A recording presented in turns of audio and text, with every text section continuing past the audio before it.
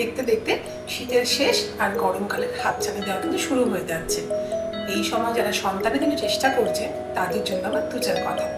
1 নম্বর, প্রচণ্ড রোদে আমরা না বেরোনোর চেষ্টা করবো যে কাজগুলো আমাদের করার সেগুলো হালকা রোদের তেজ যখন থাকবে সেই সময় সেরে ফেলার। 2 নম্বর পয়েন্ট, সারাদিনে পর্যাপ্ত পরিমাণে জল খাওয়ার চেষ্টা করবো, at least 2 to 3 litres per day.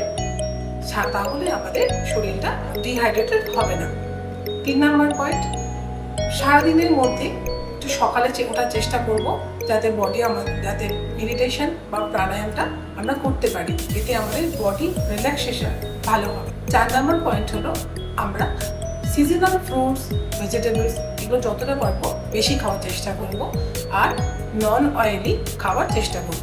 Spicy food পারতপক্ষে avoid করলে ভালো হয়। 5 নম্বর পয়েন্ট, আমরা বাইরে যখন বেরোবো সুতির হালকা পোশাক পরে বেরোনোর চেষ্টা করব। তাতে কি হবে, এই যে গরমে যে তাপটা লাগছে সেটা আমাদের শরীরে কম লাগবে। 6 নম্বর পয়েন্ট এবং আমার সর্বশেষ পয়েন্ট হলো, জার্নিটা কিন্তু একটা মায়ের বা একটা বাবার একার নয়, দুজনের জার্নি। তাই গরমকালে কিন্তু প্রচণ্ড স্ট্রেস না নিয়ে দুজন মিলে এনজয় করতে পারেন। একটু সানরাইজটা একসাথে দেখলেন, সানসেটটা একসাথে এনজয় করলেন, তাতে কিন্তু শরীর এবং মন দুটোই ভালো থাকবে। নমস্কার।